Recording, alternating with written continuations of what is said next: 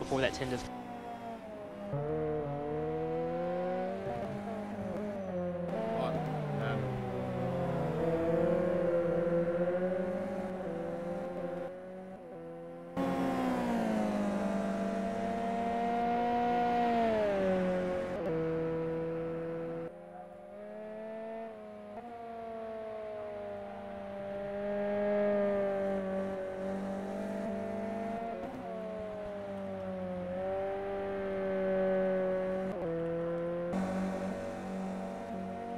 Long lap as well, so really I know that a number of these drivers are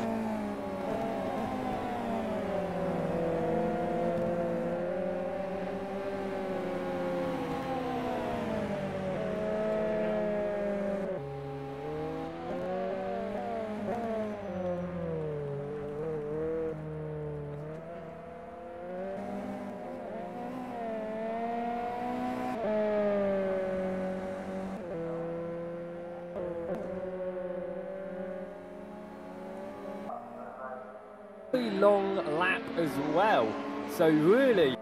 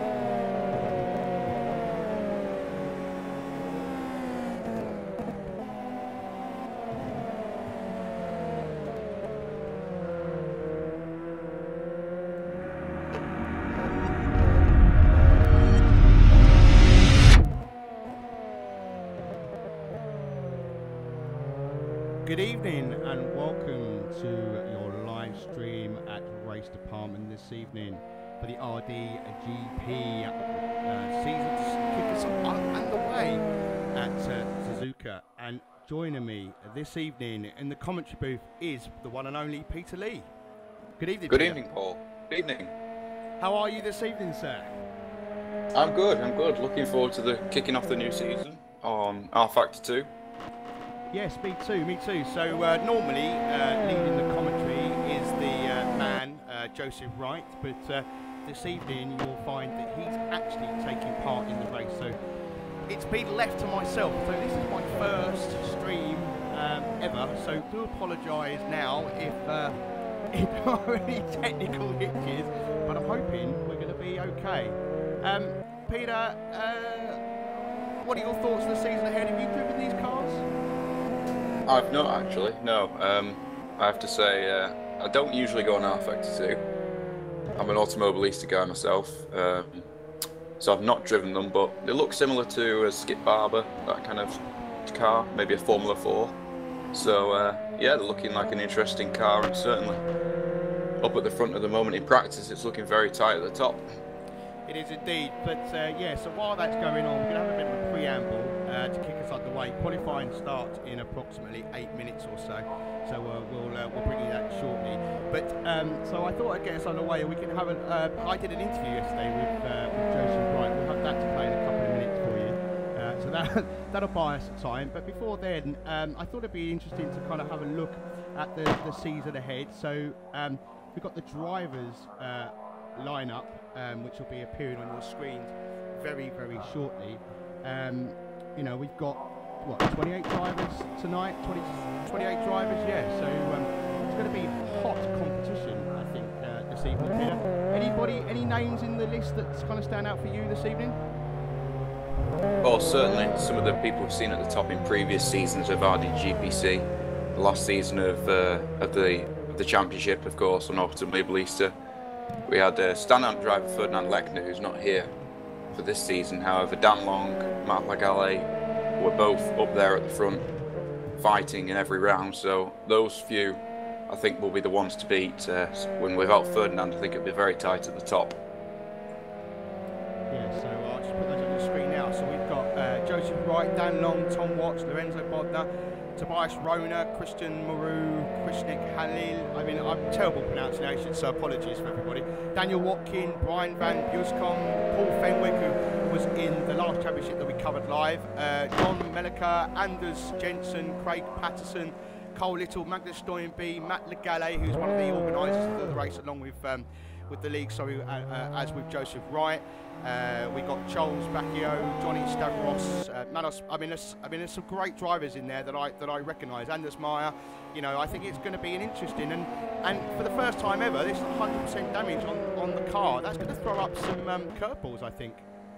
Yeah, they're slightly slower than what we've used previously, of course, going from the Formula 3 to these cars. But I think that extra little bit of damage will make people cautious, and certainly with the race we've got ahead, 45 minutes tonight, and then of course the finale at Silverstone in 6 weeks' time. We've got a 1 hour race, so I think the drivers are going to have to be cautious in order to get through, and a little bit of survival rather than outright pace as well. I think you're right, because any kind of slight damage that wing is going to affect the performance of the car. So point system as well, first 28, second 27, third 26, all the way down to 28 for 1 point, which should hopefully mean this will be a close league. Yes, we found it worked well in RDTCC, which of course ran here as well for the first round in the DTM cars, and I think bringing it back is a great idea, and it certainly keeps the competition close, and hopefully we'll see that as well with this championship. Yeah, and then one last thing to kind of put on your screens is the calendar ahead. Any circuits you're looking forward to? I mean, tonight's Suzuka, then we've got Sandvort, then we've got Interlagos, then we've got Nola, which I don't really know much about that track, if I'm being honest. I had to Google it. And then one of my favourites, Silverstone, the last round. Yeah, I think Nola in particular is going to be interesting, because I've never seen us race there in race department, at least in a league recently. So I think it'll be interesting to see how the drivers get on there. Suzuka and Silverstone, of course, favourites. Interlagos as well, we saw in the RDLMS, as we did with Suzuka. Zandvoort, another one that's crowd favourites and good to see on the calendar. So I think an interesting season ahead of us. Indeed, indeed. So, so I did, as I mentioned at the beginning of this broadcast, I did a quick 5-minute interview with Joseph Wright, one of the organisers of the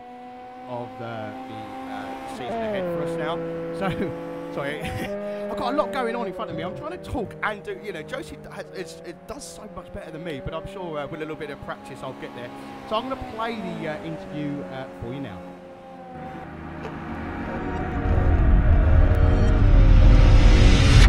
Now I'm joined by Joseph Wright, one of the organisers of the RD Grand Prix Championship. Hello Joseph, how are you? I am doing well, thank you very much. How are you? Yeah, all good, thank you. So this is a preamble to tomorrow's race. This is a pre-recorded interview. So let's start and tell us a little bit about the league. Well, the league is going to be weekly on Sunday for the next 5 weeks. Going to be kicking off obviously here in Suzuka, and we're going to be ending it in Silverstone. 45-minute races, the final one being an hour long to sort of make it a little bit more special. The point system, same as what we've adopted from the GTC and the touring cars that we've recently done. So I think it's going to be a very close league, and it's going to be over so quickly. Okay, so you've got 28 drivers, some experienced, some not so much, would you say? I think we do have quite a good mix of drivers, and being on the server over the past week, looking at the times, you definitely see that. We've got a number of drivers up in the 04s, we've seen myself and a number of others in the 05s, and again we can see it all the way down to the 10-second range in that 2-minute zone. So I think we do have a range of drivers, and we're going to see fights up and down the field, and with there not being so many teams, only 10 teams taking part, I think it's going to be mainly about each individual driver, and I think that's going to make it an absolutely great fight instead of teams working together like we've seen in previous leagues. So how did you choose the rounds? That can't have been easy. Well, the rounds, yeah, they're certainly a difficult choice to make, and the calendar is nothing like the provisional calendar that we'd originally showed. Matt Legale, who's co-organising this with me, he chose a number of the rounds, but I said we have to have Silverstone. It's one of my favourite tracks. It's a great track and selectively popular, as Matt put it. But the rounds, I think, are going to create some good racing. I think they're perfect for this car. When we saw the car run in the R Factor 2 club events last year, these tracks were very popular indeed. Zandvoort being the only one that I've decided to add, but it's going to be a question of whether it's going to be stable enough to run for round number 2, or whether we're going to have to swap it out for a different round. Okay, so you mentioned the car. Let's talk a little bit more about the car that's been chosen for this championship. Why have you chosen it, and what can we expect from the car? Well, the USF 2000s, they've proved very popular in club events that I was organising last year, and it was mentioned a lot that we should run it in a league because it is one that creates very close fighting and different winners each week that we were doing that club event. The car itself, it's quite a slow car, but it's very, very tail happy, so it's not the easiest to control. As long as you get the setup right, you can get it around the circuit. The weather is going to play a big part in that as well. With the rain, these cars do not like the rain whatsoever.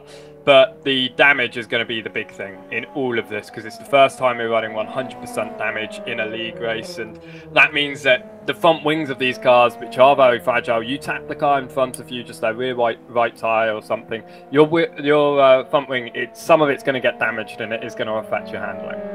Yeah, I guess, you know, in other leagues that you and I have covered previously, you know, there have been contact with cars, but they don't have the front wings that these cars have, do they? So, like you say, that's really going to affect the aerodynamics. So, do you think that's going to change the mentality of this league?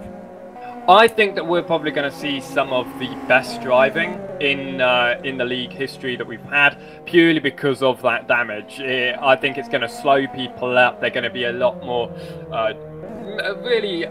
they're going to slow it down around other cars. I think we're not going to see that at the opening round. Suzuka, I think we are going to see quite a number of incidents, drivers not realizing about the damage and how heavy it truly is. I think it's going to be the following 4 rounds all the way up until the end of the loop. I think that's when we're going to see the drivers take note of that damage. So expect some crashes in the Suzuka round because people aren't going to be used to that 100% damage. Okay, great stuff. And just before we end the interview, last league you were commentating, and now you're stepping up into the cockpit, so to speak. How do you think you're going to fare? Well, this is my first professional league that I've taken part in here at Race Department in a year, so I think it's going to be a different challenge to me. Of course, yes, commentating, organising, I've done for the past couple of GPCs now. I think it's going to be really interesting to get that other side of it, because this is going to be my final league before my retirement from esports myself when I go into the commentary box full time. So I'm hoping for a good round. Okay, good event even. Brilliant stuff. All right, well, thank you very much for joining me, Joseph. Good luck with the event and everything. I know these things can sometimes have technical challenges, and I know that probably is one of the reasons why we've chosen some of the tracks to ensure that things run nice and smoothly for this season ahead. So yeah, we'll get things underway at Suzuka very shortly. Thank you very much. Thank you. So there we go. That was a quick interview there with Joseph Wright. Giving everything a lot of thought, as I think qualifying is just about to get underway. Anything out of interest there, Peter, that you want to pick up on? Yeah, I think it was quite interesting how he mentioned about particularly these cars, and I've noticed that while watching practice that these cars do seem to be a bit twitchy, which I think could be key to the setup as well, as Joseph mentioned, and also to the driving style. Those who like an understeery car maybe not faring as well as those who prefer the car twitching about and being a bit tail happy, but want to qualify now, and it's all about getting that one clean lap. They've got just over 20 minutes of time, so there's plenty of time to set the lap, but it's getting that clean lap and finding a toe, I think, is going to be very important as well. Oh, indeed. I'm having some issues with getting the graphics up, but just a reminder, the commentators this evening are myself, and Peter Lee, as I try to just get the car, my timing board, and so just bear with me a second. But yeah, I mean, 100% front wing, Peter. It's going to be a new experience for some of these drivers. Yeah, particularly in online racing. I suspect many of them will run it in their own single-player races and against artificial intelligence, but against other people is a different story altogether. You know, of course, there's technical issues that can come into play that can unfortunately result in this kind of thing going askew, which is partly why we've chosen to run it reduced in the past. But I think running it with this, if we've got the technical know-how that we have in the team and the stability that we have with these circuits that we've chosen, I think there's no reason why we shouldn't. It's a simulator, so let's go ahead with running full damage and see what it turns up. And I think some drivers will be in with a shock, especially at this first round.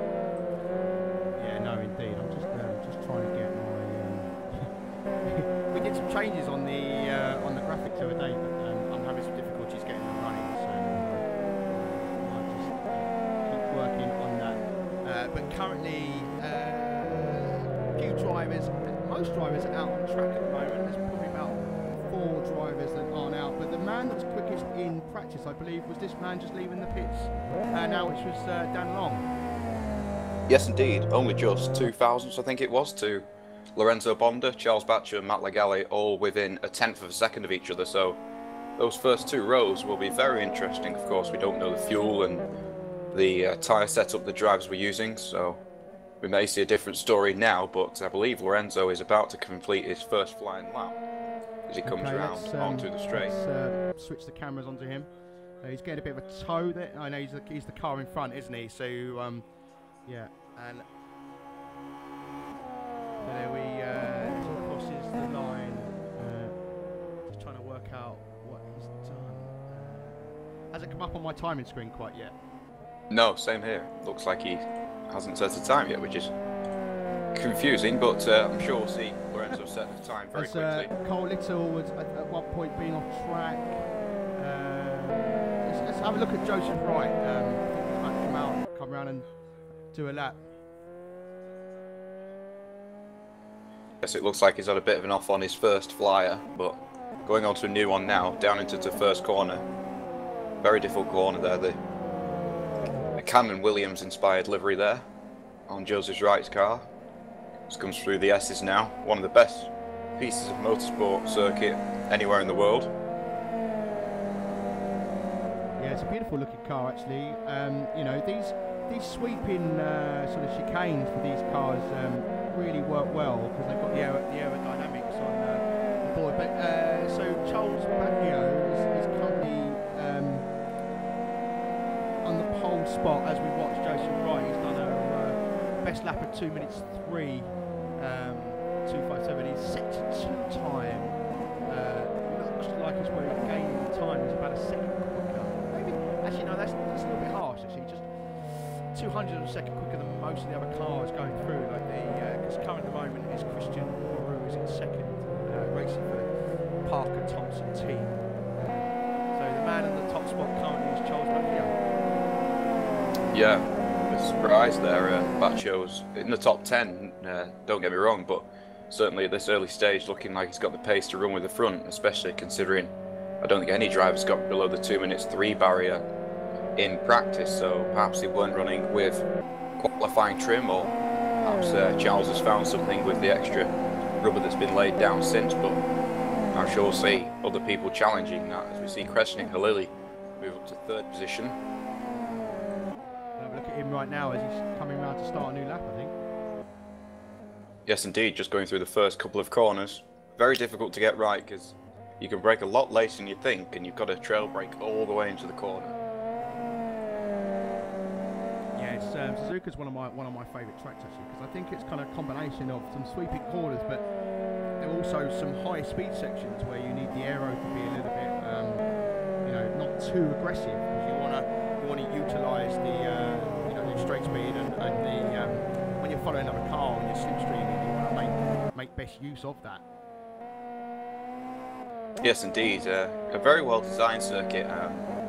Of course, being a figure of 8 circuit, one of the few anywhere in the world, which is of course other factor that makes it unique, but I think it works very well, and certainly it's one of the few circuits that hasn't been changed much since its inception in the 60s, you know, the exception to that rule being the chicane at the end, but apart from that it's remained the same, which I think is a testament to its design. Yeah, as he comes round now to the long sweeping right-hander, which leads you on to one of the back straight, and then you know the thing is you've got this high-speed section of the track, and then you've got the left-hander right at the end of this straight. As Dan Long sets the fastest lap of 2:02, so just under 2:03. So he's gone fastest so far.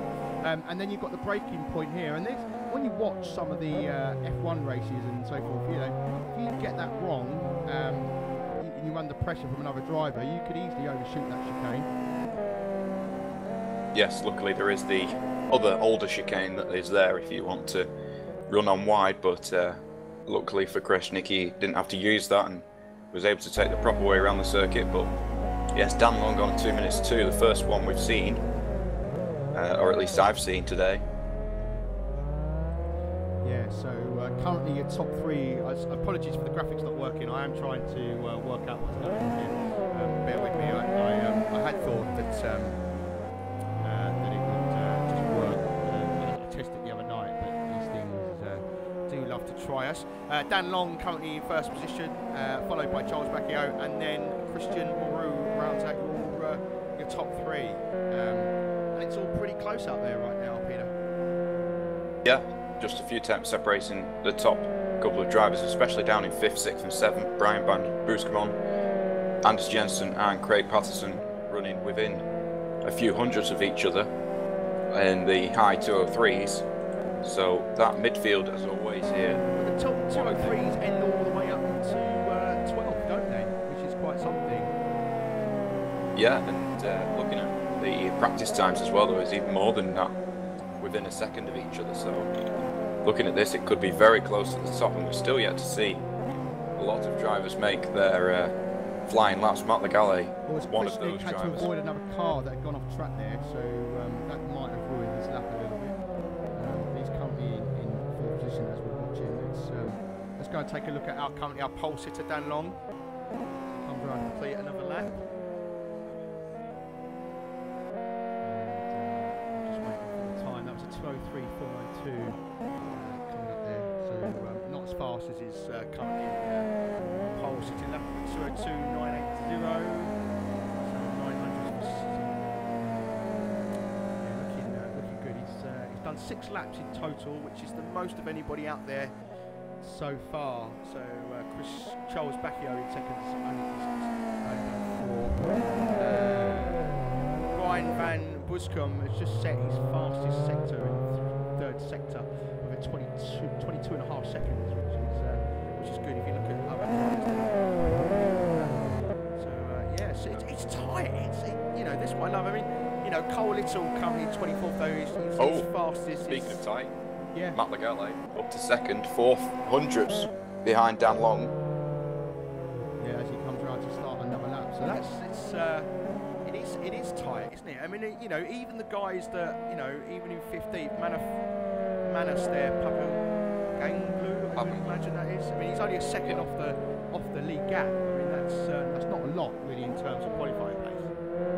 No, and even further back than that, Joseph Wright in 18th, only just within 2 seconds, but either way, within 2 seconds of the leader, and with 13.5 minutes plus change to go, certainly a lot of time still to go. And Tom Watts, another driver we're expecting to do well here tonight, coming through the spoon curve and onto the straight towards 130R, and he's on his first flying lap, it seems. Okay, I'll follow him now. I've just got to restart my my app, so I can't control the cameras at the moment. I'm just trying to troubleshoot the lack of graphics, so please do bear with me. And it's interesting to see how Tom not able to quite get through 130R flat out, just having to lift off just to ease the car through. Obviously a little bit twitchy at the rear end with either the setup or the way the car handles naturally as he comes around to complete that lap. And not setting a time that one, but this next one will be a time lap as Christian Moreau moves up into first position.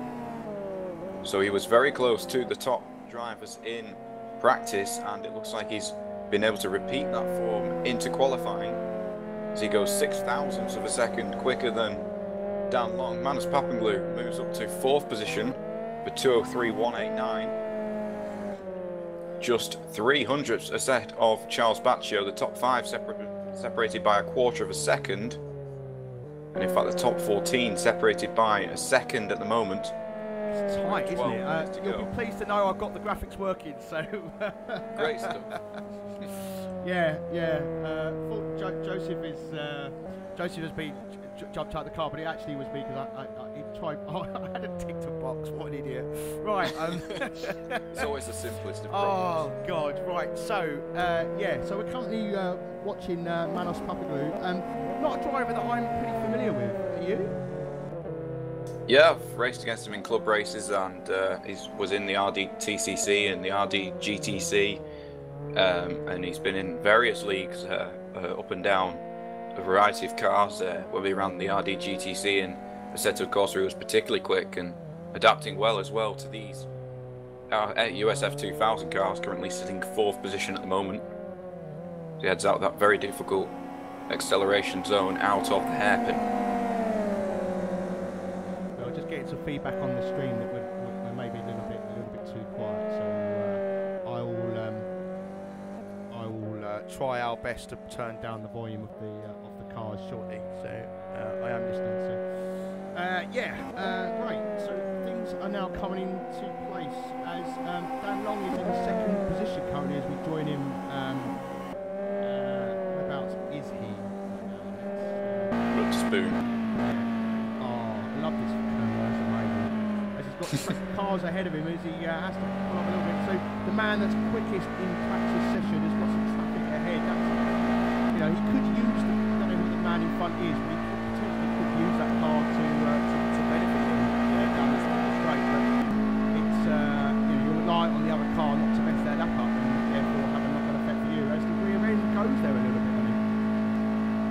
Yeah, just drifting it through 130R. Seems to be quite comfortable with that though. And again through the chicane. Oh, blow neck. Number 91 a bit up on I saw one of the cars up ahead go off track as well before that, so that could have been interesting. So what is it? There he goes quickest. Yeah, but only by a few hundredths. They're talking thousands per second they're playing with instead of tenths a second, and that's what can be the difference between first and fifth at the moment, because Tom Watt's up to fourth position now with a 2:03.079. Let's go and follow the man who's in. Let's go on board with the man that's in second position as he comes up to. You know, I'm terrible with calling names. This is R31R, right? 31R, that's it. 130R.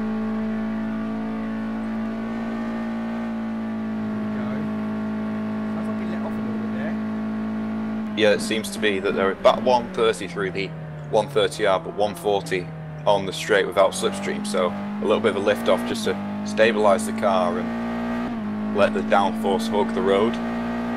Oh, can't hug the road with the downforce, of course. I don't think the downforce is hugging the road, but it's helping to help the car hug the road. Another lap. Let's stay on board with the man that's currently in second position. Looks like Lorenzo Bonder's just set his fastest at 2:03.478, so he's coming in 11th position. Yeah, it looks like he's got a tow from his teammate here. Talking Door Racing Cars working together. That's the best way to.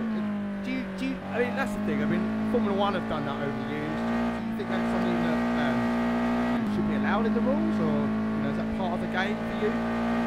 I think so. I don't think there's any way you can necessarily go against it, unless you have to say this one car has to go out at this time and the other one has to go out at this time. But in Formula One, we're seeing it less and less nowadays, just because of the downforce the cars produce through the corners disrupts the car behind. So the advance you make on the straight. These things haven't got quite all the winglets that all the Formula One cars have got, have they? So you don't really drive that a little bit closer. But are we expecting to see anybody be a Kimi Raikkonen? Possibly, yeah. I mean, it's easy to make mistakes in these cars, and of course Kimi has been very good at doing that over these past few years, bottling pole I meant it more in the terms of being the second driver and helping out, holding people. Oh, okay. Becoming a pawn in the race, so to speak. Yeah, it could be as well. I mean, if you've got the possibility of gaining track position, there's no reason why the team order shouldn't come into play, especially if you feel you can help out a driver who's going for a championship. And at the moment it doesn't look like it's helped Lorenzo on that previous lap, but certainly it is a technique that does work. So as Christian now comes around to complete oh no, he's gone straight into the garage. Thanks for that, Christian. Right, Dan Long's gone out again. Let's follow Matt Legale, who's currently in third position, one of the league organisers. Our fellow other league organiser, Joseph Wright's coming in 17th position. He's just done a 2:04. He's just set his two best sectors in 2 and 3 by the looks of it. He just smashed his previous best, so obviously finding a bit more pace. But yeah, Matt Legale currently in third. In the last league, a bit hit and miss, wasn't Matt? If I remember rightly, as he decides it's a rally car that he's driving, getting the rear end out a little bit. But Matt was quite good in the last league. I enjoyed commentating on that, but he had a bit of bad luck, I felt, last time out. Yeah, Matt never seems to be able to pull it all together into one championship, unfortunately, and that seems to be the case in the RDGCC, but he's certainly got the pace to run at the front, as we've seen here, and this time he's currently on looks pretty good as he goes through the final chicane. Keeping it very neat through the final couple of corners and across the line. As we wait for the timing boards to update, we've got 5 minutes, or just under 6 minutes left of qualifying to go. So a lap is approximately, you can see here on the timing, it's like 2 minutes at least a lap. So a 2:02, 2:03 if you're really lucky. So they've probably got, if they can get out now, they've probably got another couple of laps. And we've had some rain on the server, so we've got live, everybody here, live weather. Unfortunately for the drivers, it's not wet, but lots of the practice sessions on the server have been in very, very damp conditions, and I logged on a few days ago to watch, and it was quite entertaining.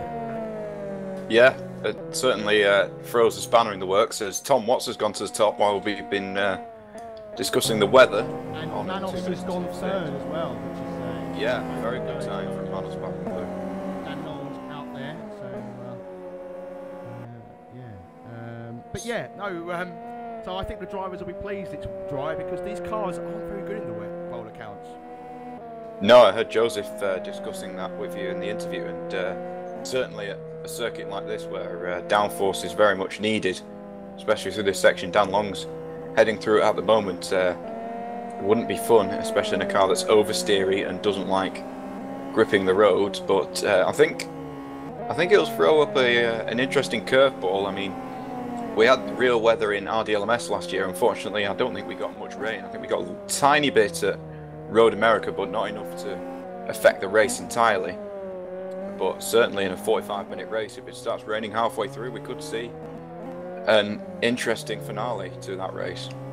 Yeah, I haven't really checked the local weather report, so I can't tell if there's anything expected. But you know, so currently the man at the top is number 1 spot is Tom Watts, followed by Dan Long, 3rd Manos Papaglonglu. Apologies if I pronounced that wrong. 4, Christian Moreau. 5th, Matt Legale's dropped down there a couple of places.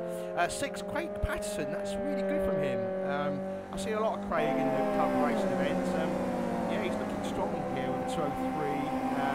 You know, very close to breaking into the 202s there. Charles Bacchio in 7th, and Jorn Holbert in 8th. Brian Van Bushcombe in 9th, and then rounding out the top 10 is Anders Meyer. So. Yeah, it's so close, isn't it? 202.6 to 10th is a 203, so less than a second split in the top 10. Yeah, and the top 14 within pretty much a second. Daniel Watkin there in 14th, 1.005 seconds behind our current provisional pole sitter. It's coming to the last few minutes of the session, so this now is where you want to be starting your final qualifying laps. This is where the track's at its best as well. Of course, we've got the real road feature on, which means that the track gets grippier and grippier the more that drivers drive on it. And I've just checked the weather in Suzuka, or Matsuoka as it's called, and yes. Matsusaka, yeah, that's it, and it's looking pretty nice. It's currently 7 AM in the morning, but of course we don't have real time on as well, we just have real weather. Yeah, that's it. That's real interesting. I think it'd be a bit unfair we had real time, wouldn't it? Yeah. I might have a nice race into sunrise, which would be quite cool. So we're just following Matt Legale, who's currently in 5th. He's just come out of the pits, so he'll be looking to try and better his current position. He was in 3rd a few minutes ago, but he's been pushed back down the order. Currently Tom Watts is heading the order with a 202.6, so looking strong there. As we say, Dan Long was the fastest in qualified, but he's only, you know, almost 100% off first. So, you know, judging by these times, it's going to be a close race. And just to repeat what we're saying, anyone, you know, it's 100% damage. I think it's this is the first league to have 100% damage. You know, so these cars, you know, if they get a little bit of knock on the front wing, it could just be a little clip. You know, that will affect their aerodynamics, and you know, they're going to have to make a decision whether they stay out, potentially cause tyre wear damage, slower lap times, or take a hit on a pit stop. And what would you do? I mean, obviously that's a hard call, isn't it? You don't know how much damage would be, because it could be just a minute knock, or it could be you know, fuel dropping. But if it's the first couple of laps, you take the hit, you take the pitch, you get a new wing, and just go for it. First round. I'd say so. I mean, stitching time saves 9, as the saying goes. So I think an early pit stop would be better than a later one, especially if it's in the first few laps where it's most likely. Of course, with the drives in close quarters, and Christian Moreau looking good here, moved up to 2nd position in the last couple of minutes on a 202.7, displacing Dan Long. Let's go with Matt Legale as he comes round to finish his lap. Does he improve? No, I think he was on an out lap, possibly. Oh right, yeah. Okay, let's go on board with him now. See how much he's working the car. He's currently in 5th position. We've got 30 seconds on the clock remaining. I guess I haven't really played much of R-Factor at all as he rear end goes a little bit loosely, but we see that a lot, haven't we? I mean, that's the thing. I think I saw some comments on the forums where somebody tips the rear end's a little bit happy on me, and I think that's just a make to this car. Yes, of course. One of the things that drivers have to learn when they're young and using these slower cars is corner is what's the word? Oh, and he's gone off entirely there. And you can see the 100% damage going into effect there. He's lost the entire front left wheel and it's rolling down the circuit. We've got Manos, so he's coming round. So the timer has counted down. So this is it. The drivers that are still out there, you know, they are. This is it. This is the only lap. As he, cool. Look at that. How he held that. That's quite impressive. Next on board with Manos is currently in 4th position. Lovely looking car. All the drivers got, I think, bar one have got custom skins. I think I saw a question to someone. I think it might be Craig Patterson who doesn't have custom skins. Some of them are absolutely beautiful. Joseph Wright has finished. He's currently in 18th position. So yeah, Tom Watts is currently heading the top leaderboard. Can anybody still out there knock him off the top? Looks like Manos is the only driver at the front on track and looking pretty neat here as he comes through Spoon. This is the corner that matters though. The run onto here will affect you all the way down the straight, and of course this what's more amazing is we're saying it's close, but the more amazing thing is this is a 2-minute lap. It's not a Brands Hatch Indy where it's a 45-second lap. It's a 2-minute lap and they're within hundreds, within thousands of each other, so really is impressive and shows the level that these drives are at as Manos clips the curve there through the final chicane. Absolutely aggressive. It shows he's on the edge and he's coming up to the start finish. Does he improve? I don't know which line it is. Is it the first one, isn't it? No, he doesn't improve. So we've got a couple of drivers out. We've got Christoph here, who I think might the only man that's still out on track, but I think he might be coming in. I don't know what that symbol is. It's on my screen. That means. And then once he's crossed the line, we'll be looking to the drivers will be ready, getting ready for the main event. So yeah, a great race ahead of us for tonight, I think, Peter.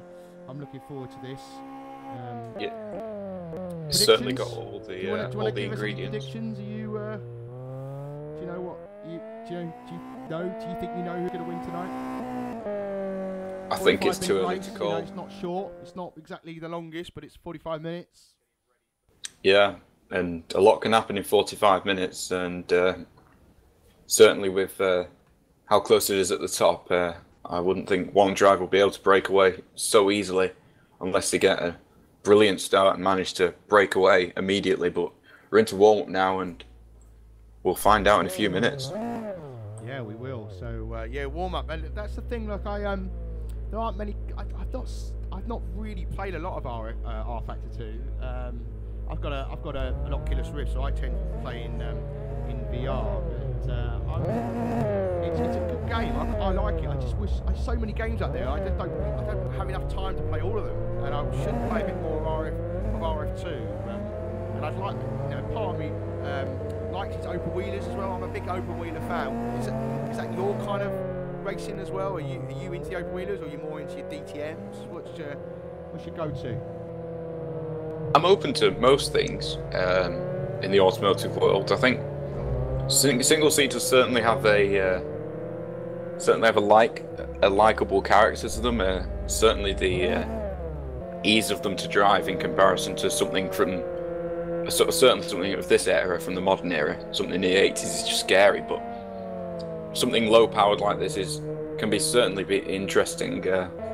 I'm a fan of my tin tops and my more spec racing cars. I think there's something amazing about spec racing that there isn't in non-spec racing. But I think certainly tonight we're going to see an interesting field of these spec racing cars go through and see what they can throw up in the 45 minutes. Yeah. I think there's a mandatory pit stop this evening, so strategy may come into it. whether you fill up for the whole race and you get a little bit of fuel. So I can put on your experience here with R Factor 2. Like I say, I haven't really raced it a great deal. What would you do? Would you fill up the car for the whole race, or would you go light and then fill up in the pit? What would you think these drivers will be doing tonight? I'd be tempted to fill up for the full 45 minutes. I don't think there's much point filling up and taking on tyres if that's something that I think drivers will have to do for the 45 minutes. As well as being a mandatory pit stop, I think you will have to take 2 tyres. But especially with the length of pit stops that the fuel adds, it will be quite difficult, I think, for a driver who wants to take minimal fuel on at the start and then fill up in the race. I think it'll be quite difficult for them to stay on the pace, but I think it'll be interesting to see what the strategies could throw up in the 45 minutes. Yeah, so some of the drivers are opting to stay in the garage. Not many out on track. Some are using this warm-up period to gain a bit more experience. You got Paulie. I love Paulie's car. Look at that. What does that remind you of? That reminds me of the old McLaren. I think that's what he's going for, right?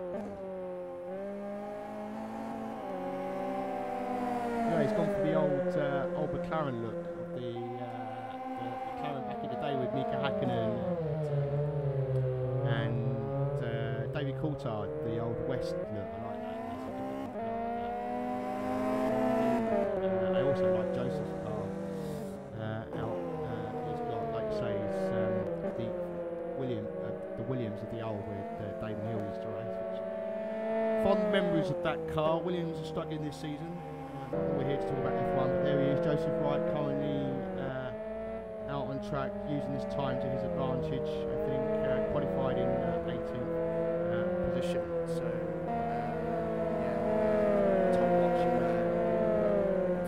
qualified first, Christian Roux second, Dan Locke third, Manos Pavlou fourth, Matt Legale in fifth, Craig Patterson sixth, Charles Bacchio in seventh.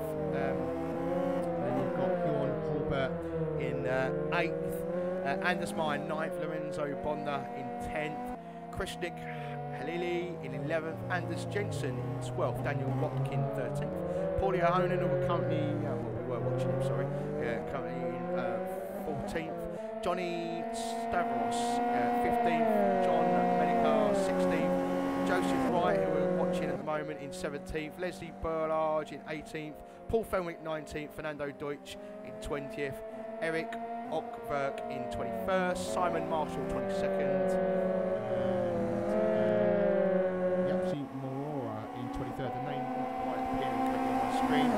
Cole Little 24th, Christoph Mash 25th, Magnus Steinby in 26th, and Brian Van Boscom in 27th. As a typical Brit, I'm terrible at pronouncing names, so yeah, sorry about that. If any of those are really poor, you can jump on my back anytime you so wish. As we're currently watching Joseph Wright during the warm-up period, warm-up nearly coming to an end. 8 seconds now, 7 remaining, and we'll be looking to get us underway for the race shortly. So just a reminder of the driver lineup and also the points on offer tonight. So I'm expecting some close racing and also some close point scorers this evening. So it's going to be a good race and a great season, I'm sure, tonight. So as the warm-up is coming to an end, we'll be back with you very shortly.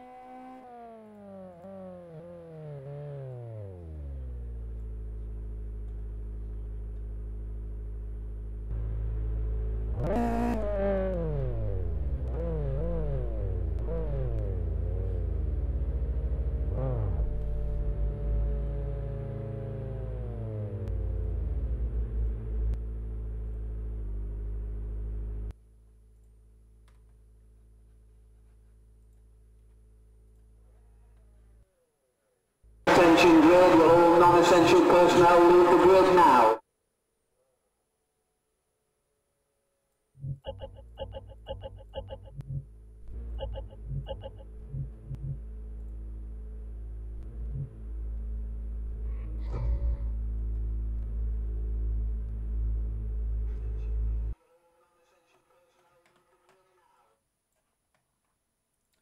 So the race is about to get underway. So let me bring that on your screen now. So Tom Watts currently in first position as the drivers line up to get us underway very, very shortly. With 23 seconds remaining. So, Peter, we want them to remain, aggressive, but not too aggressive into the first corner. People don't want to blow their race straight away. No. The race, got to get through the race and to finish first. First, you must finish, and I think that's something that drivers have to bear in mind as we look to the green light. Into the formation lap. So here we go. So the formation lap. I had no idea there was a formation lap. That's caught me unawares. So, did you know there was a formation lap? I didn't see anything about formation lap in the notes. So yeah, great one there, guys. You can tell we're completely prepared. As Magnus Steinby's right at the back, still on the just getting underway. So the likes of Tom Watts now don't want to go too fast. Let's the longer you sit on that start finish, the tyres have the opportunity to cool down. So Magnus is now caught up to the back, and that's another thing. People want to warm up their brakes, want to warm up their tyres. You don't want to get caught out by another driver. So it looks like Magnus has been let by Christoph. Christoph, is it back there? Yeah, it is. Yeah, it looks like he's going quite slowly at the moment, having difficulties with his steering, perhaps. But I don't really know, because I think Magnus is definitely qualified behind him. So if you're not careful. Yeah, it looks like he's starting to speed up now. Yeah, maybe just wants to be last to the grid and warm his tyres up as much as possible before he gets there. Yeah, maybe. Yeah, it could be that. As Tom Watts, the man in pole position, is leading us through on the track, followed by Christian Moreau, Dan Long, Manos Papadopoulou, Matt Legale, one of the league organisers for this event, Craig Patterson, Charles Bacchio, Sean Holbert, Brian Van Buscom. I've got no idea if I'm saying these names right, by the way. Anders Meyer in 10th, Lorenzo Bonder in 11th. You can't miss the purple car there of Brian Van Buscom. Yeah, it's a beautiful looking car. Lorenzo Bonder in 11th.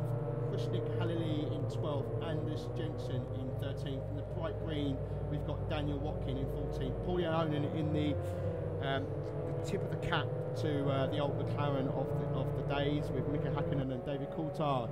Johnny Stavros in 16th, John Melico in 17th. Joseph Wright in the Williams lookalike car there. Leslie Burlage in 19th. Paul Fenwick in 20th. Fernando Deutsch in 21st, Eric Ogverk in 22nd, Simon Marshall 23rd, Yapik Zamora. I see a weird name there in 24th. I don't know about you. Cole Little in 25th, Christoph 26th, Christoph Madge, and Magnus Steinby heading up the rear. Car number 24, or car number 27, or 24 position is. That name just doesn't look right to me. How about you? Is it showing all right on your screens? Yeah, I think it might be the username for R Factor 2. Right. But, I'm a little bit disappointed that the league organisers haven't picked up on that, because that doesn't make our life any easier. So I'll try and find out who the actual driver's name is looking at my list. As the drivers now pull up onto the grid, and the last of the cars come in now, and we're waiting for the race to get underway. So I don't quite see the lights yet. There we go. Here 2, 3, 4, 5. And away we go. Yes, this is it. Drivers are off, and it looks like a couple of drivers putting out already at the top, as Tom Watts is still leading the way and into the first corner. Looks like Christian Moreau is just following as Tom Watts and Watts has gone way wide into the first corner. So he's already lost some places there, as there's a bit of contact about it's a little bit mad right now as we continue on board, and Christian Moreau is leading the race as things stand. Yeah, Christian up from second position, taking advantage of Tom Watts running wide. He must have just not anticipated the cold tyres and cold brakes on this opening lap, and Christian's taken full advantage, and he's got A few car lengths ahead of Dan Long, Mouse Watts is Pappenglue. spun and he's gone into the pit. He's already DNF'd. Oh no. Unbelievable. What's happened there? I have no idea. But Manus Pappenglue certainly under a lot of pressure from Matt Legale at the moment. The two Talking Dog racing cars looking very threatening as Matt Legale tries to go around the outside of Manus Pappenglue into the hairpin. Pappenglue locking up slightly. But already Moreau and Long ahead at the front, got a second lead over this next following pack. Yeah, it's Matt Legale piling pressure on Manus Pappenglue already as we're following this battle. There's quite a train of cars behind these two as we go on board with Matt Legale onto the far section of the track. So Matt Legale showed some pace in qualified 5th and due to Tom Watts being out of the race already on the first lap DNF, has gained some positions as we approach the fast corner at the end of the straight and towards the chicanes. Yes, and coming down into it, Brian Van Booskamon at the end of that train. Doesn't look like drivers have been able to gain as much as I thought they would in the slipstream. Help them get up to drives, but not quite a long enough straight to get ahead of them. But it's as you were after the first corner with Christian Moreau leading from Dan Long, 8 tenths between them. And then nearly 2 seconds back to Manus Pappenglue, who leads this train of cars all the way back to Anders Meur. And Charles Baccio defending from Jean Hobart into turn number 1. Successfully there. And the Talking Dog racing car in front as well. Matt Legale looking to challenge Manus Pappenglue and does make it through. Action all over these first laps, but you know, Christian Moreau and Dan Long seem to be getting away a little bit. They're currently Matt Legale is 4 seconds down the road from the leader, who's Christian Moreau currently, is according to what I see on my screens. And he's got past Manus Pappenglue, so maybe now as Manus is also under a little bit more pressure now from Charles Baccio. Yeah, the two Talking Dog racing cars looking to move up early on and looking successful in it as well. Pappenglue under pressure here in these opening laps, and Baccio looking up the inside, slightly defensive as well from John Hobart and Brian Van Booskamon, who's also looking threatening in this 5-car train now as they go through towards Spoon Curve. And Baccio very close to the back of Pappenglue. Looks like he might be able to make a move here, he's that close. Can he make a dive? No, looking to stay behind until the long straight towards 130R. Yeah, so somebody's reporting on the chat they think that Craig might have slid into Tom, which may explain why he in Craig Patson in 25th position. Don't see any damage on his car unless he's pitted without us realising as he's chasing down Magnus Steinby, who's currently in 24th. So Magnus had qualified last as Craig goes. Oh, and there's a spinner in front.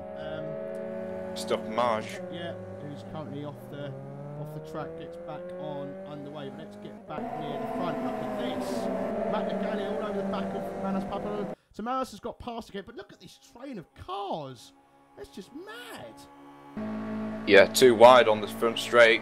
Matt Legale looking for that inside line, but Manos is going to force the issue, and Manos does stay in front for now.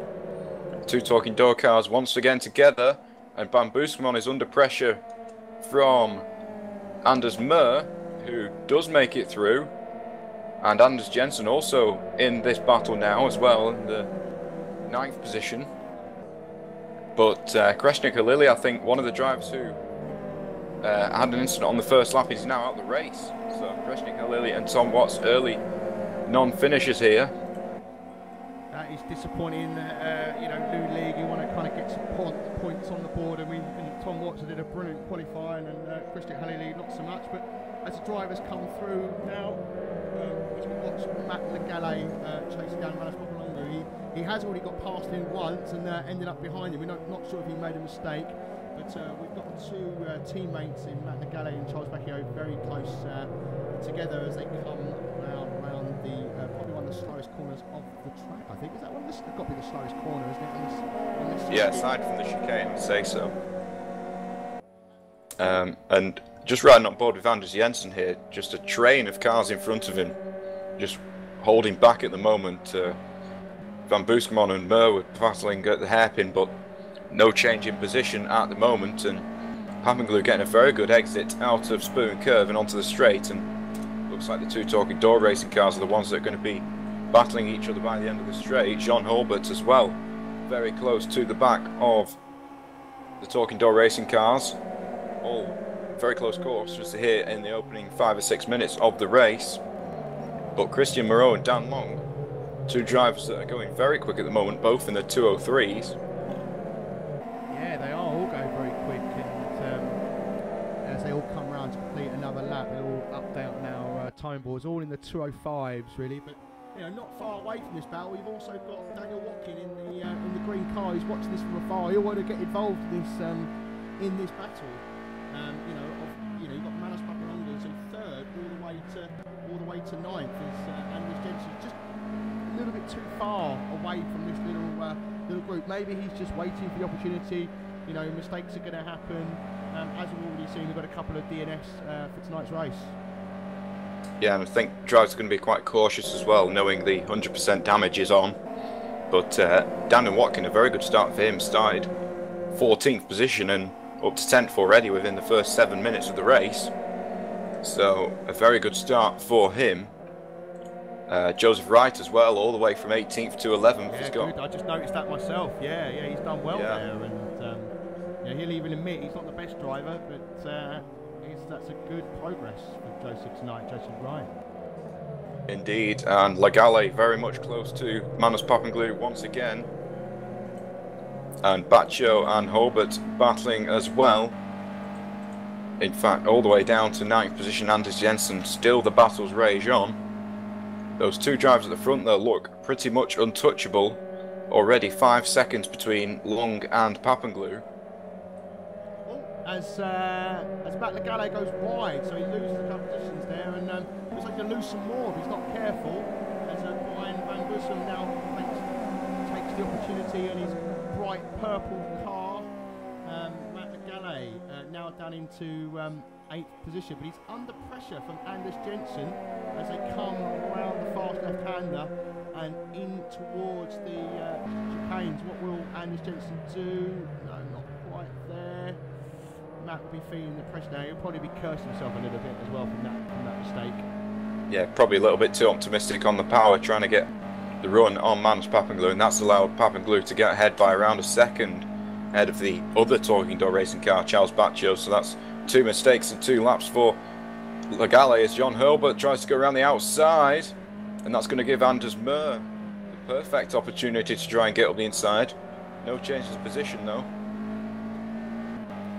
Yeah, so we're currently looking at on board with Anders Jensen, who's following Matt Lagale. There's a bit of a train of cars as up ahead of Anders, and it's all very, very close right now. It's a great battle going on. Manos has got a bit of a gap now from Charles Baccio, hasn't he? He's just about 700 of a second ahead, so he's potentially breaking away from this group.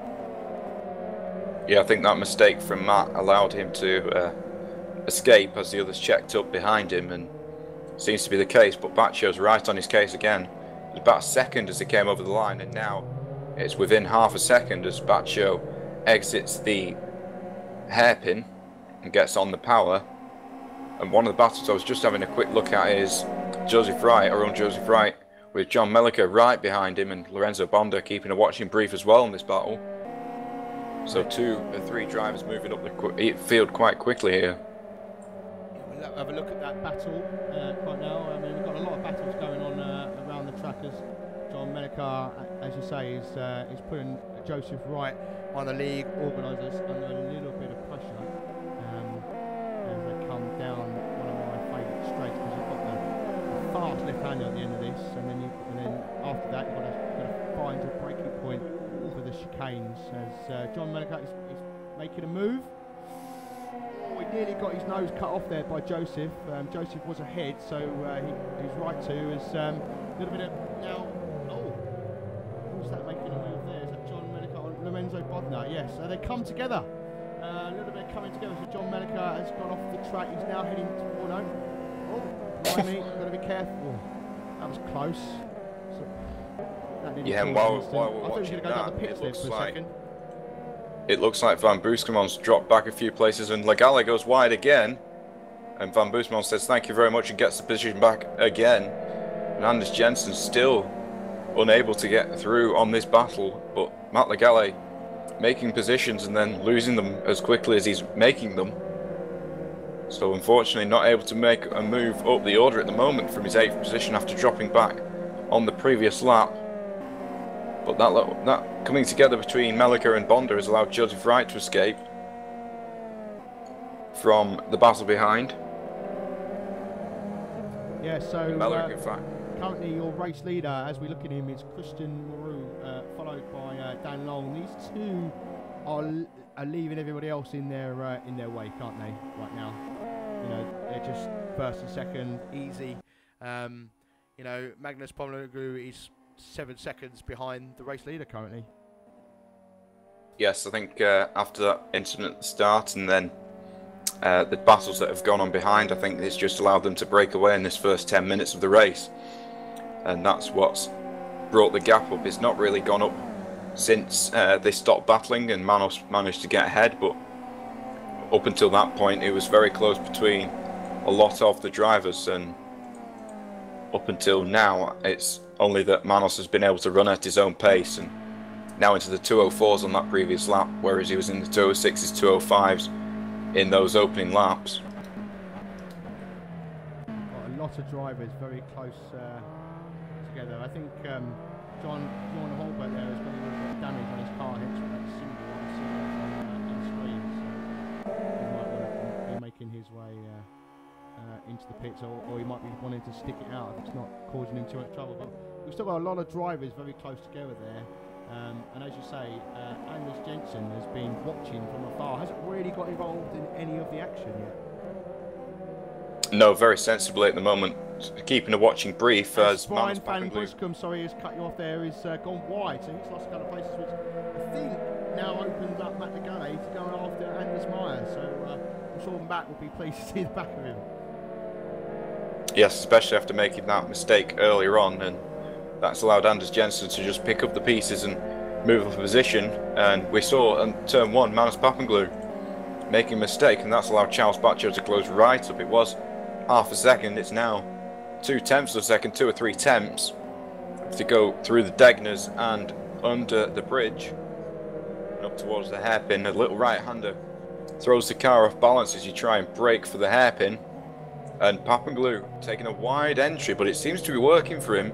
Seems to be getting the exit that the other drivers aren't able to get, and that's what's kept him ahead as they get towards Spoon Corner. And that gap at the front is also opening up. Christian Moreau now with 1.2 seconds over Dan Long.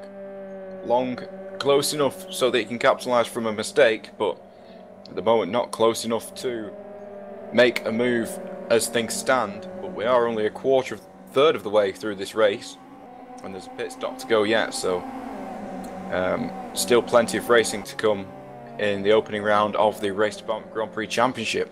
As Manos Papanglu went a little bit defensive there as they come into the fast left-hander just before the chicane, so getting the braking point right as we've got a couple of as Manos goes a little bit deep into the corner, which lets Charles Becchio onto the rear end of him as we go on board now as they come down the start to finish straight. Can he get the slipstream? Can he go alongside? He's trying really hard as Manos moves. That was a late move. That was a very, very late move. Luckily, no real damage caused there from either driver. That could have been a lot worse. I think Manos realised that he was there very late and took the right move. And as we've got 30 minutes remaining on the clock of this 45-minute race series, lots of action. Currently, Christian Moreau and Dan Long are leading the race, so they're away from everybody else right now. Not a lot going on, so that's why we're following these drivers behind, just to give you guys a bit of action. There's a lot of drivers swapping places. It's been some great driving. Unfortunately, we've got 3 DNFs now, 4 DNFs, sorry. Lorenzo Bodner is just DNF'd, currently he was at 23rd. Leslie Burlage also DNF'd, and then the other 2, which were in the first couple of laps, Krishnik Halili and Tom Watts, was on the first lap. and I think John Helicar was the one who went off with Lorenzo Bonda, as Charles Baccio now makes it past Manos Papanglu. He does indeed. What a great move. And also John Orbert there trying to capitalise on that from Manos Papanglu. Matt Legale also wide in this battle as Manos Papanglu, I think, over adventures there on the outside. And he's going to get a brilliant run onto the straight, but unfortunately he's dropped 2 positions from that move. Well, that's the same corner that Matt Legale got a little bit adventurous on earlier on and lost a few positions. So it seems to be a corner that you know, you really need to get right. And it seems to have broken off into pairs now. Anders Møhr and Matt Legale together, and Brian van Booskamon and Anders Jensen also in a pair together. Front 3 though in this battle of 7 all together, and as Manos goes wide into the chicane, and that's compromised his exit now, and it's now Jean Hulbert who's going to be trying to get past Charles Baccio. Baccio weaving across the road trying to break the toe, but Hulbert is going to be able to get closer to him, not quite make a move though, as they headed to the first couple of corners for what is now the 9th time. 9 laps in to this 45-minute race. Some great racing from just great racing. It's just entertaining to watch. This is what I love about these open wheeler type cars. They're absolutely fantastic. Great battles, not too many aerodynamics on them. Enough to make the cars stick, but also not enough to ruin the race, as Anders Møhr is under pressure from Matt Legale. Yes, he is, and Matt has been pressing for a few laps, and into the first Degner isn't going to be a good passing position, I don't think. Into the second one, nope. I think he's going to have to wait until the hairpin, but he's been close for a lap and a half now, so he'll be anxious to make a move, and now he's seen where he can make the move. He's going to have a go up into the hairpin. Møhr saw him and took a wide apex. Very good driving from Anders there to see Matt Legale in his mirrors, and Legale unable to make the move at the moment. Yeah, Matt Legale did qualify in 5th and was in 3rd at one point, another due to some other drivers DNFing and some incidents on the first lap, but has gone wide himself and lost a few positions, so he's trying to make his way back, as Brian van Booskamon in the bright purple car there is under a bit of pressure now from Anders Jensen. Anders has actually caught him up now, so it's he's under a little bit of pressure when he come down the back straight. Yeah, and Matt Legale also putting Anders Møhr under pressure, as we've seen throughout this last lap, and he's now going to make a move into the final chicane. He did have a look into 130R, but there's not quite enough overspeed for the driver behind to make the move as Anders Møhr goes into the pit lane. So the first of the drivers to make a scheduled stop, I believe. From 7th position, he's going to drop down, obviously, after going pit stay speed limit. Stops in his box, and this is the first time we'll get to see how long these pit stops are going to be. Yeah, we'll just keep an eye on that. We'll go back to him in a moment. But as Anders Jensen is all over the back still, and Anders Møhr is still in the pits, currently in 14th position, and he's underway. How long that was? Actually, it was at least 20 seconds. What did you say? Yeah, 20 seconds plus the time in and out of the pits lane. It's probably going to be half a minute, I'd say. He's dropped down to about 40 seconds behind the leader, 45 seconds behind the leader, so and your looks to be about... leader is Christian Moreau. Dan Long has got a little bit closer, only less than a second behind him now. So he's closed that gap. He may have been just holding back, waiting for the pit stops potentially. And so who's gonna blink first? I wonder out of these two. Do you just keep... Do you just keep going, or you just how long do you push it for? Well, I'd say personally I wouldn't pit yet, just because you've got a longer second stint. I always prefer a shorter second stint, just so you've not got as long to go on tyres, so you know whereabouts you are in terms of how much you can push and how much you can rely on the tyres to get you to the end of the race. So I'd think it would be 25 minutes before these drivers make their pit stops. Having said that, Anders Møhr did pit quite early on, so hopefully looking for the undercut. But Dan Long at the moment keeping a watching brief, so just that half a second to 1 second behind. and looking very strong behind Christian Moreau. No need to make a move at this stage, but there if any mistakes do occur. Yeah, so these two way ahead, and then Charles Bacchio is now nearly 8.5 seconds behind the leader. Previous gap, it's come up a little bit, so not quite on the pace of the front two, but looking strong for a podium finish right now. Yes, and he's sort of picked up the pieces from the few of the drivers around him, Manos Papaglou and Matt Legale, two of those that have dropped back and sort of put himself into a podium position. The closest battle on the track at the moment looks like it's Anders Jensen on the back of Brian van Boosman in 7th and 8th position. Just a few tenths between them as Yapski Zamora makes his pit stop from 17th position.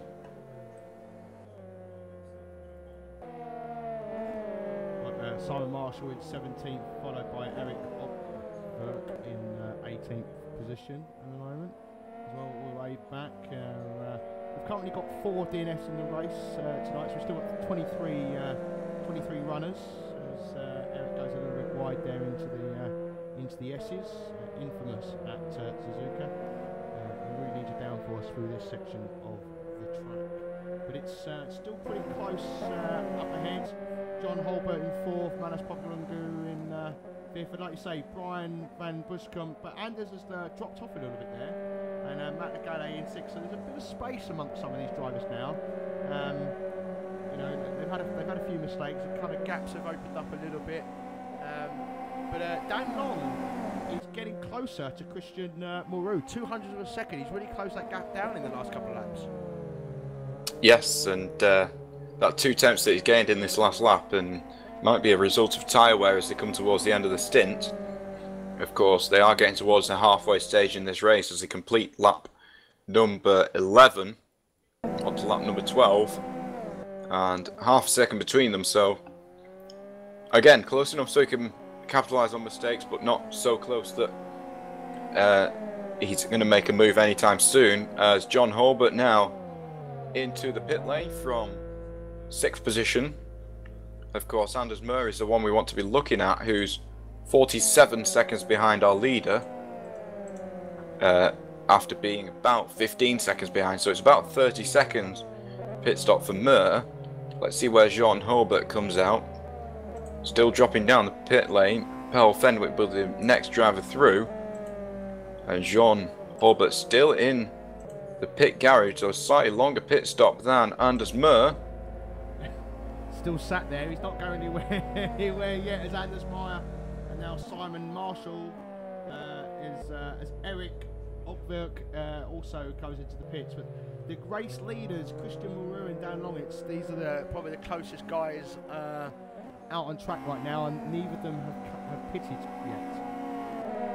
Yes, one thing I'm wondering is whether Anders is going for the 2-stop, hence his shorter stop, because we did see in the opening round of the RDGPC last season that we ran, he made a very adventurous 2-stop, which did pay off for him, in fact. And I wonder if he's going for the same sort of thing here. He's thinking he's slightly harsher on the tyre wear, and hence the earlier pit stop about the 15-minute mark, and hoping to make another one at 2/3 race distance. It would be very unlikely because of the amount of time he's going to lose, but given his time in the pit lane compared to John Holbert, you can't think that they've done the same thing unless Holbert's made a huge mistake. As the race leaders stay out, and we do have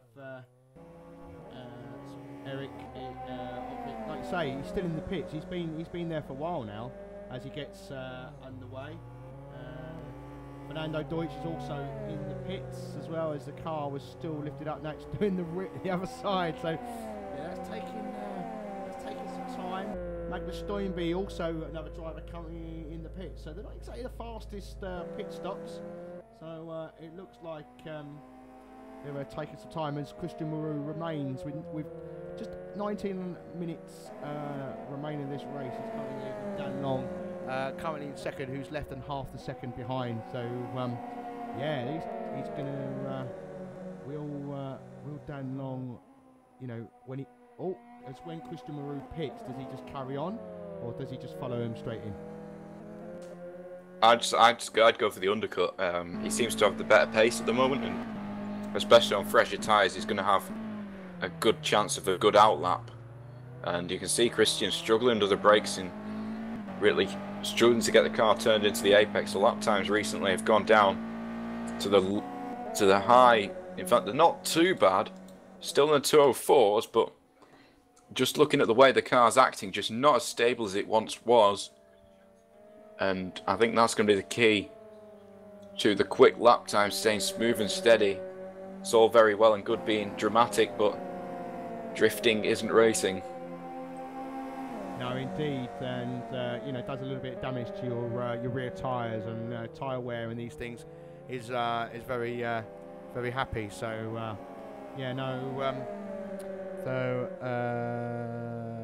Maybe the game is auto-fixing damage. Someone's asking. You know, maybe the pit crew. You know, maybe that's why these pits are taking a long time as we continue to follow your race leaders.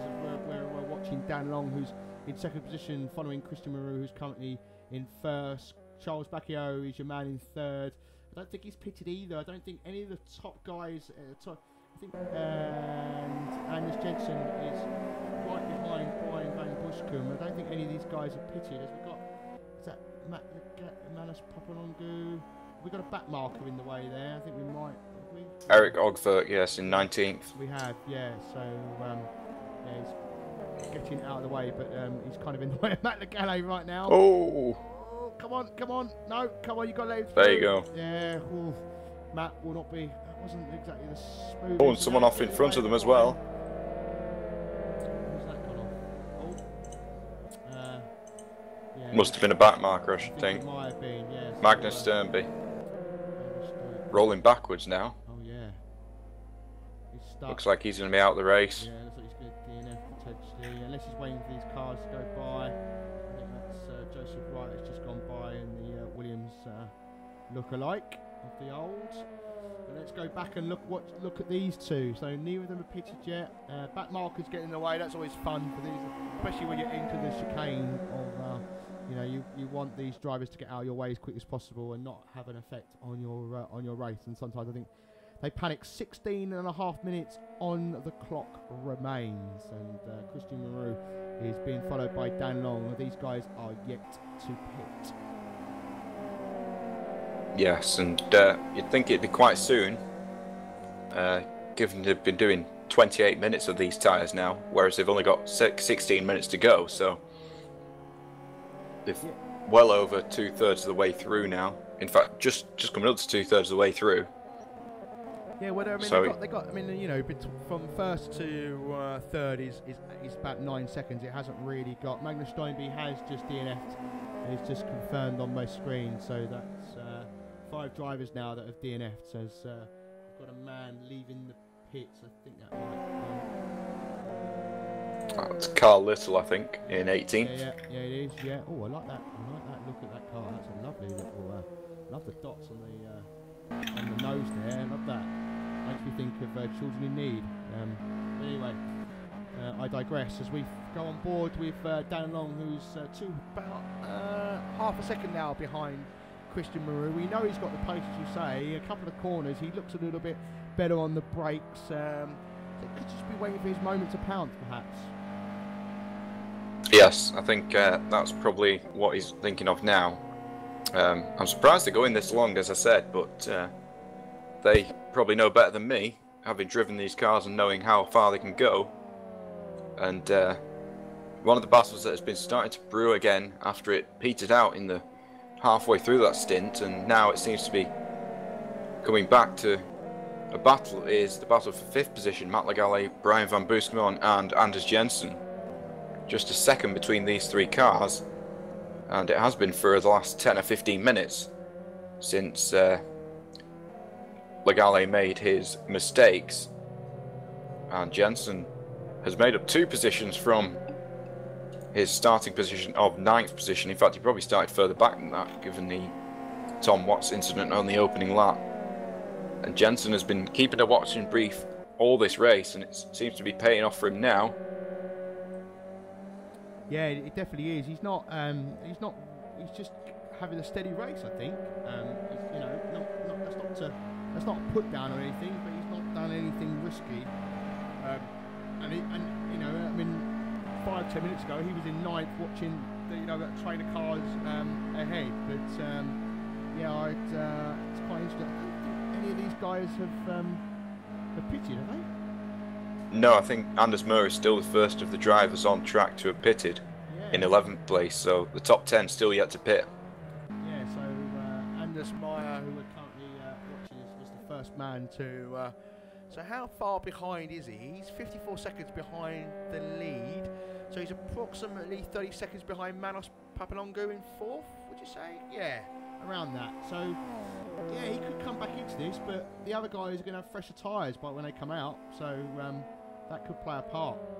Yeah, and you look at John Hurlbert, who was in this battle as well at the start. He was battling for 3rd and 4th. He's 1 minute 20 behind our leaders and over a minute behind Manos as well. So even he has dropped a minute in that pit stop, and he was one of the drivers who was battling at the front. Yeah, see, I think that's someone rightly pointed out in the Twitch stream that potentially, you know, it could be that you know that it's all the repairs that are needed. Because I think as we've gone through some of the drivers, you do see some of those symbols that seem to suggest that you know, they have damage on their car. So as Matt Nagale goes wide there, so he didn't lose a position, he lost a bit of time to Manos Papalongo. So yeah, another mistake from Matt Nagale. That's good for maybe 5 mistakes we've seen from Matt this evening. Yes, tricky cars to drive, as we've discussed, and Matt's certainly proving it and pushing to the edge, and sometimes a little bit over it. Luckily for him, he's not had such huge mistakes that he's spun out or taken other drivers with him. But at the moment, slightly wide at a few corners, and that's compromised him. And he was with Charles Baccio, his teammate, who's now fled up the road about 10 seconds from Matt. So Charles just putting in the laps, and certainly within these last 10 laps he's doing very consistent 2-minute 4s, 2-minute 5s, which is matching the leader's pace as well. Yeah, which isn't allowing him to gain that gap, is it? That's the you know, you want to be gaining as much as possible. So I would suspect when the leaders pit, he'll follow suit, because he'll want to remain on pace with them. Yes, and I think status quo is the order of the day at the moment, as Van Booskamon and Jensen look even closer to the back of Legale. This battle certainly the closest on track within the top 10, 5th, 6th and 7th position. Van Booskamon and Jensen, who have been at the back of this group for the majority of the race, but they've been back at the back of the front group, which is a different thing to be in the back of the group. I think I know what you're trying to say there. Yeah. I think you stumbled upon your words there, but we all. It worked out in the end. Yeah, it did indeed. Yeah. Yeah, we've got Matt Nagale in the yellow car there, Brian Van Buscum in the very bright purple, and then Angus Jensen. Sorry, I fixed the wrong car there. Oh, and Nagale wide again. Wide again in the same corner as the previous lap. So. Yeah, not liking that one. And then your race leader, Christian Moreau, followed closely by Dan Long. So he's about 400 seconds behind. So at one point that gap was a second. With 10 minutes to go, I'm pretty sure they've got a pit.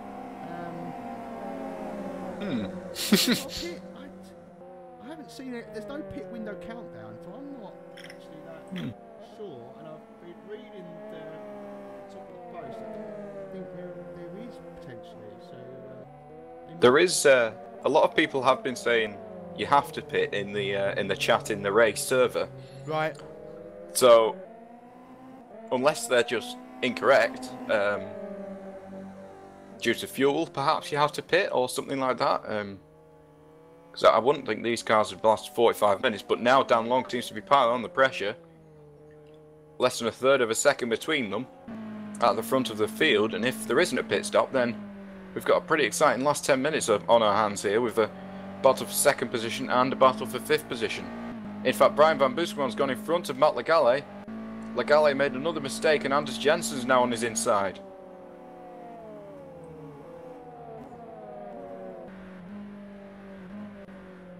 And Jensen through into 6th position. Oh wow.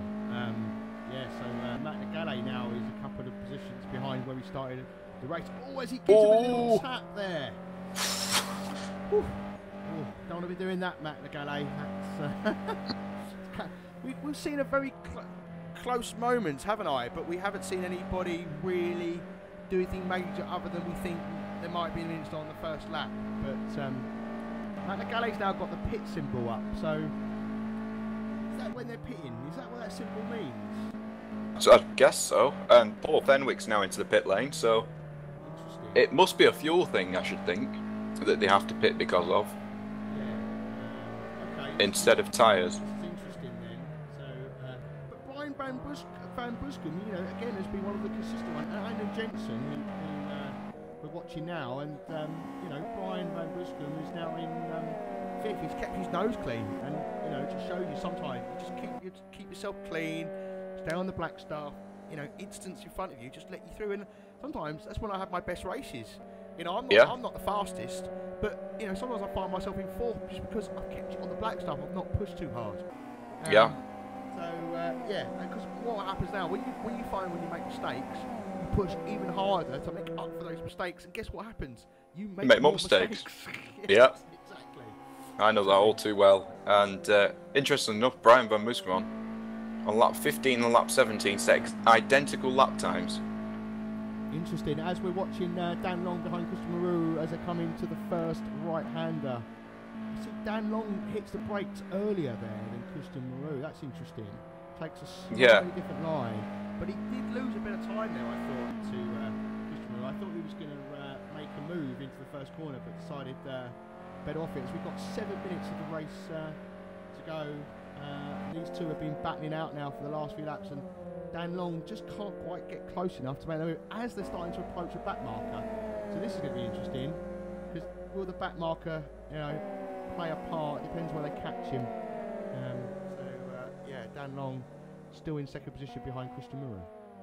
Yeah, probably still a little bit cautious into turn 1 there, not wanting to. Right, there you go. Brian Van Buscum has just pitted, and so Matt Legale.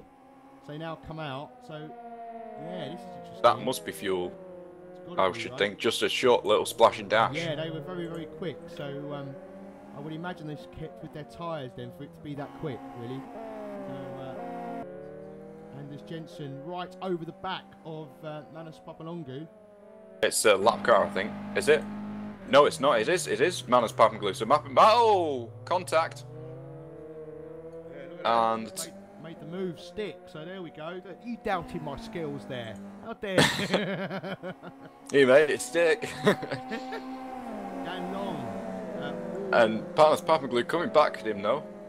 Wow, he's got so much overspeed, and he's going to send it up the inside and go wide. And Jensen says, "Thank you very much. I'll just take the normal racing line and get back through." I think he's coming into the pits. He's got the symbol up, so I can't stop those symbols. It looks like he might be coming in to the pits. Let's stay watching these two. Oh, and he is in the pits. So Dan Long into the pit lane. There we go. With 5 minutes to go. He takes a bollard with him. Yep. Souvenir for the team. So Christian Maru overtakes the back markers to come into the first corner. So interesting. Are these two? Is Manos coming in as well? Manos Papalongu also into the pits. There we go. Right. So that symbol. And as Dan Long now exits the pit. So Christian Maru, what you got in you? Right. So he's coming into the pits in this lap. So this is going to be very, very interesting. Right. This is what you want. So 5 minutes remaining. 4 minutes and 53 seconds actually to be precise. So Charles Bacchio currently in second position. I don't think he's pitted yet, with 4 minutes, just under 5 minutes to go. So.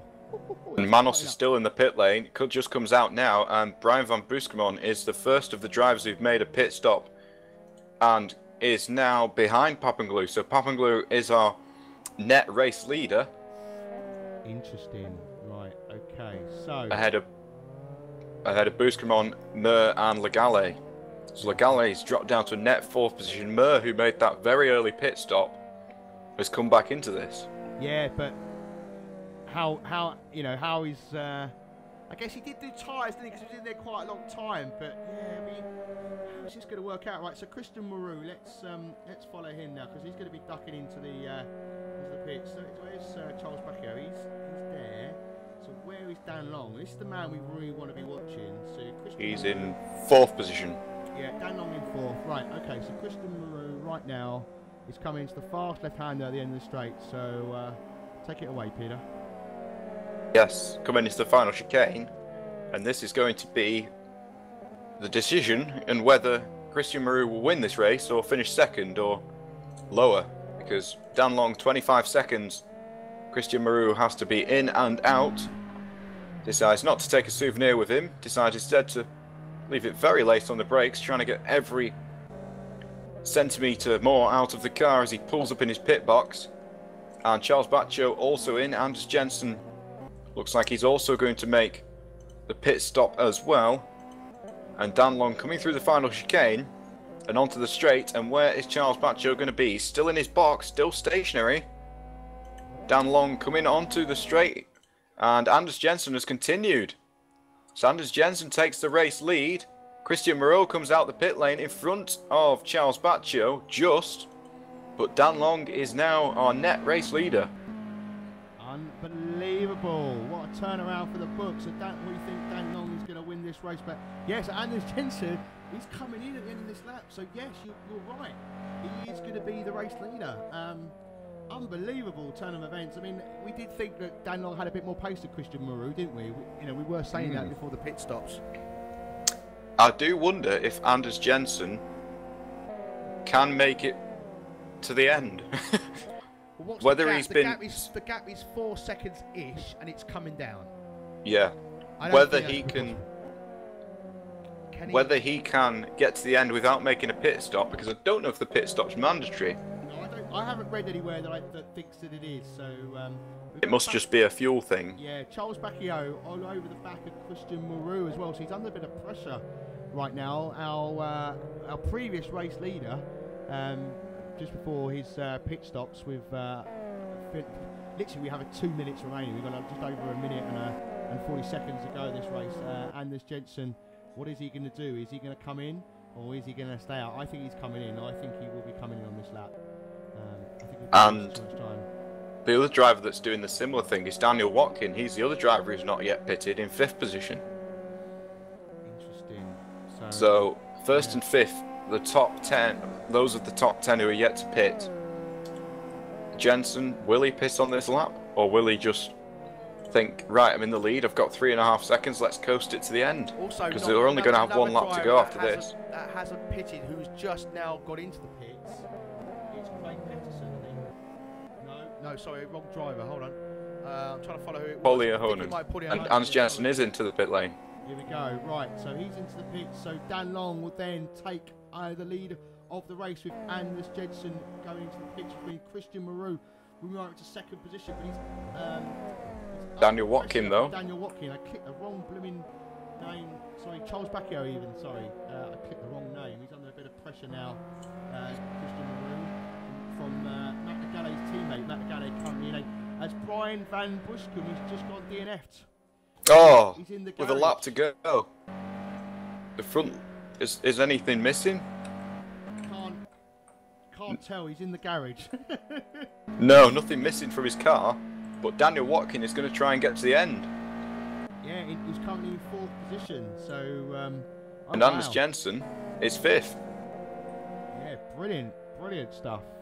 Some great strategy. Galley off at the first corner again. No. You sounded disappointed for him. I am. Yeah, but anyway, Christian Moreau has been overtaken by Charles Bacchio. So currently now, Christian Moreau is in 3rd. The previous race leader has dropped down into 3rd position. Dan Long, who was in 2nd before the pits, is leading the race, followed by Charles Bacchio, then who's Christian Moreau. Daniel Watkins in 4th, but he looks like he's going to pit at the end of this lap. I hope he doesn't, because so it looks like Dan Long is going to come round to finish the first round of the RDGP Championship and he's going to come away from Suzuka even leading the championship. Yeah, let's hope that's not the commentator's curse. He could bin it in 1:30R, but let's hope for Dan's sake that he doesn't. He takes it very gingerly. He's got 3.5 seconds, so there's no need to push overly here, as the battle we're going to look at is Christian Moreau and Charles Baccio. Charles just enough ahead, I think, of Christian, but it is going to be Dan Long who's going to open this season in the best possible way with taking victory here at Matsusaka in the opening round of the Race Department Grand Prix Championship. And Baccio and Moreau as quick as that. And Daniel Watkin into the pit lane. But he's finished. So he's finished in fourth. It's down the pits. As Anders Jensen now going to also finish in 5th position. So great result for him. Manos Papalongu, who was battling away at one point in 3rd, going to come across the line in 6th position.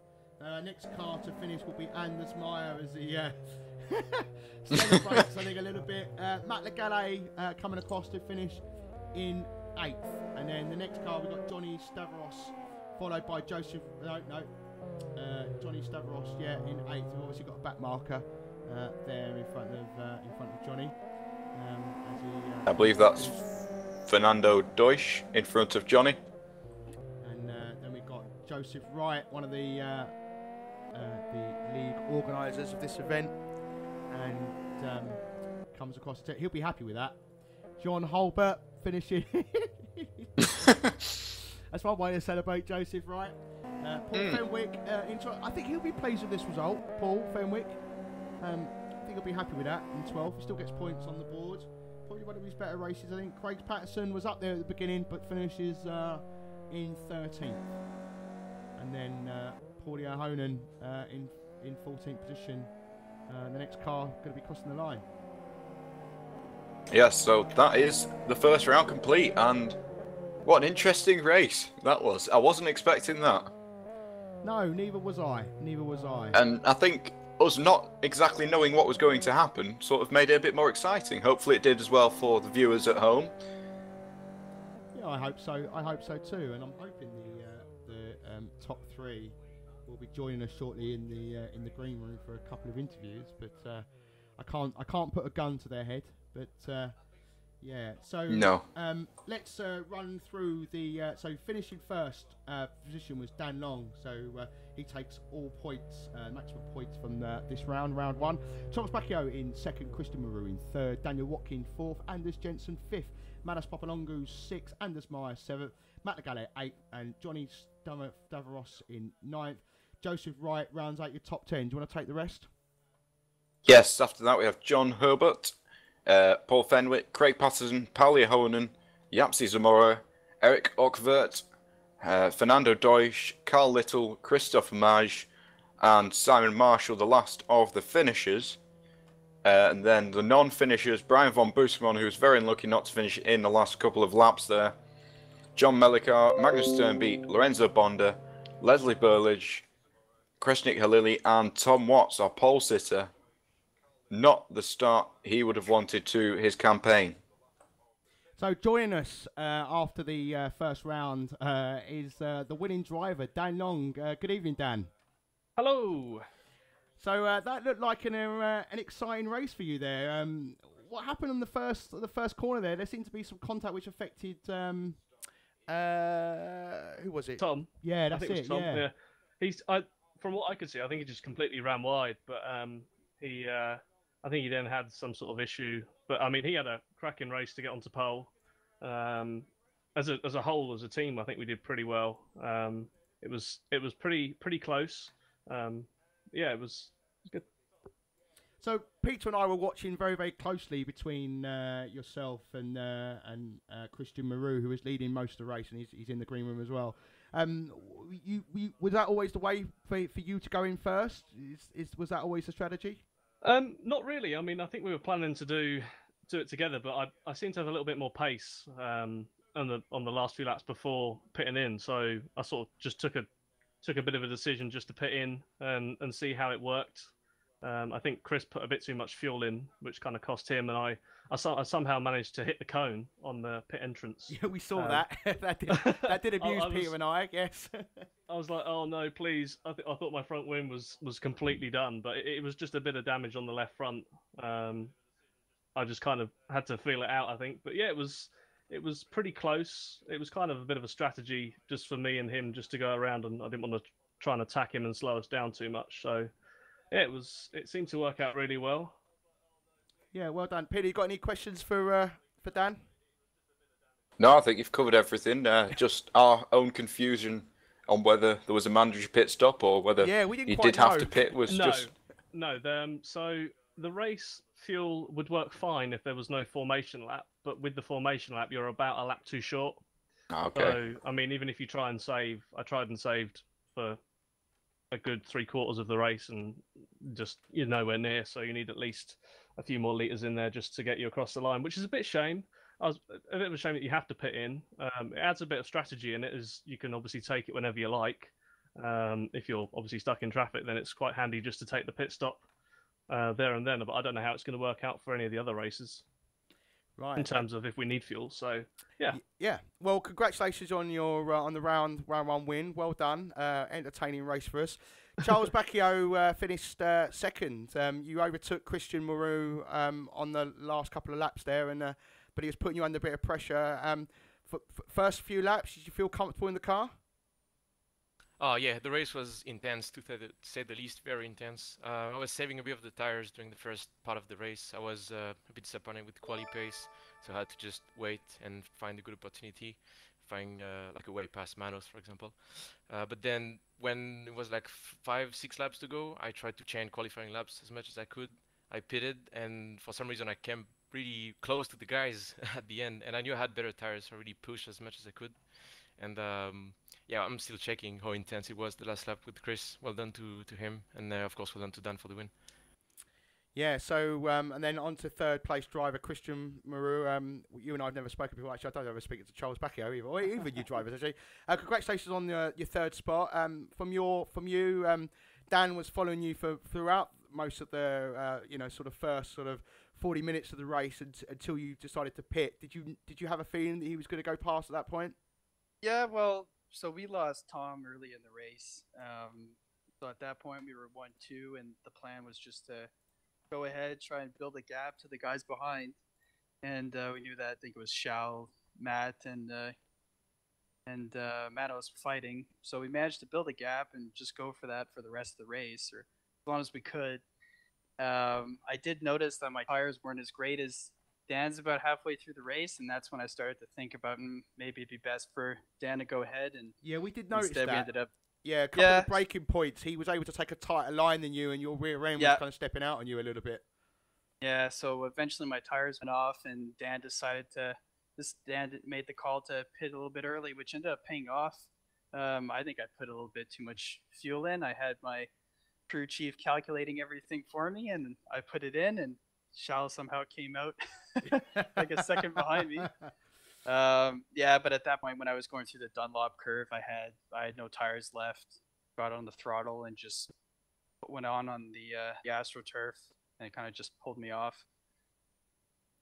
So congratulations to all the drivers. Next round is Zandvoort next weekend. Dan, over to you. Is that one of your favourite tracks? Are you looking forward to that one?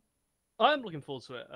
I've done a fair bit of racing around Zandvoort in the past, never in these cars, so it's going to be really fun. I think if it's going to be anything like today, then it's going to be really, really close. I think we had some really fast guys up there. Qualifying was tight.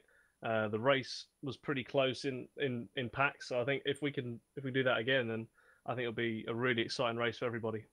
Yeah, agreed. It was interesting. We kind of didn't watch you and Charles for you and Christian for a bit, because at one point you were like a couple of seconds behind in sort of the first stint of the race, and there was a lot of activity going behind you. I mean, Anders Meyer, I think, was the first man to pit, and he finished 5th respectively. Wow. He pitted quite early, so yeah.